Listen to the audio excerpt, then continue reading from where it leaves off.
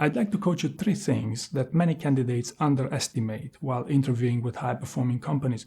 The first one refers to acting in good faith in these job interviews. Because you see, what happens is when you hear cultural fit in these high-performing companies, most people would say, hey, you know what, I must fit into their core behaviors, showing ownership, working quickly, delivering results, and these sort of things. What no one's talking about is about you selling yourself as an honest and a candidate acting actually in good faith. For example, cornering a customer into a deal to exhibit your ability to deliver results will come across as you not being a cultural fit, even though you might score perfectly fine on deliver results, but still the behavior is not one that fits into their culture, right? Or another one would be if you have a recent conflict with your manager that pushed you out of the business. Unless you really know what you're doing, you should stay away from sharing toxic examples. Right? Again, the cultural fit element, even though you might think, hey, you know what, this is a conflict situation and I think I did the right thing, this may not come across as you think it would with these interviewers. Another example, if you helped a colleague who was struggling with an addiction, an alcohol addiction, for example, again, these sort of examples might not come across as you think they would, interviewing especially with FANG companies.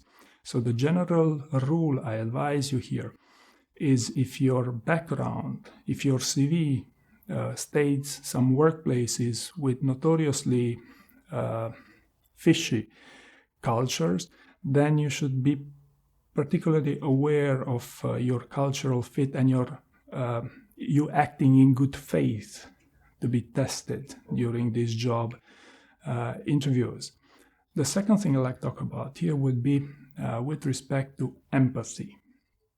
Whenever I say empathy, most candidates would think about, hey, you know what, I must understand, I must read my interviewer's feelings about my answers during these job interviews, when in fact empathy is a lot broader term with a lot broader sense and also a more impactful sense with that regard. For example, it's very often, especially in the early stages of your interviews, for your interviewers to reschedule your interviews or to show up late, and all sorts of these variations. Most candidates would react to this with, an anger. Why me? It's only me. This interviewer is not reliable. It's all their fault. A lot better approach would be if you exhibit a little bit of empathy to understand where they come from. Maybe that recruiter is quite busy. Maybe they have some other priorities, and you should eventually also think that maybe you could use that time for other activities to your advantage. Furthermore, during a job interview, empathy also happens during the rapport building phase. If you understand each other well, then chances are the outcome of the interview will be far more predictable.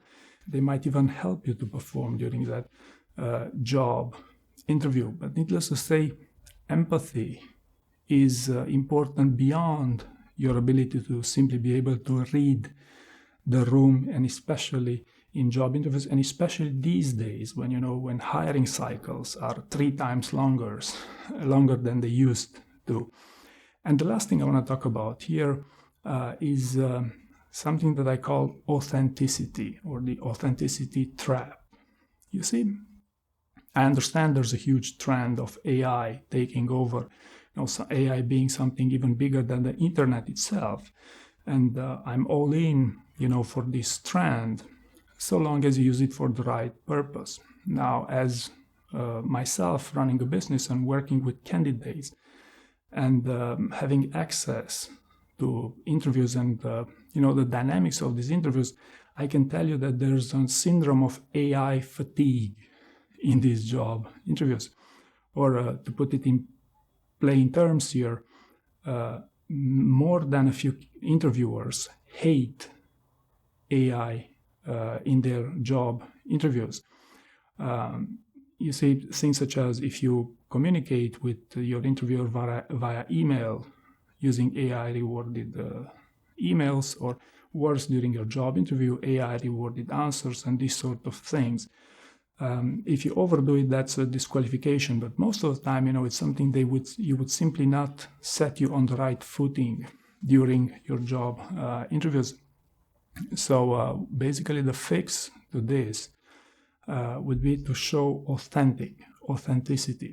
So notice I didn't say not to use AI. I use AI all the time for various purposes, and you should probably too. But understand that using AI and showing that you use AI in job interviews will not come across as you think it would. So that's why you must compensate that with the element of authenticity. How do you exhibit authenticity in these job interviews? Well, first and foremost, don't tell jokes during job interviews. I know it will show that you're authentic, but this will not be perceived well during these interviews. For example, if you think they might suspect you're rewarding your answer using AI, you can get closer to the camera so they see, that, hey, it's you, the one speaking. You could, employ many other techniques not to come across as an AI candidate. You could even share your cheat sheet with them, so you're upfront so they know what to expect, so they won't suspect that you're reading from an AI script during your job interview. Many things you can do to show as an authentic candidate. But the overall trend is that there's a huge syndrome of AI fatigue in these interviewers, so you should pay particular attention to exhibit more authenticity. I hope you found this useful, and thank you very much for watching.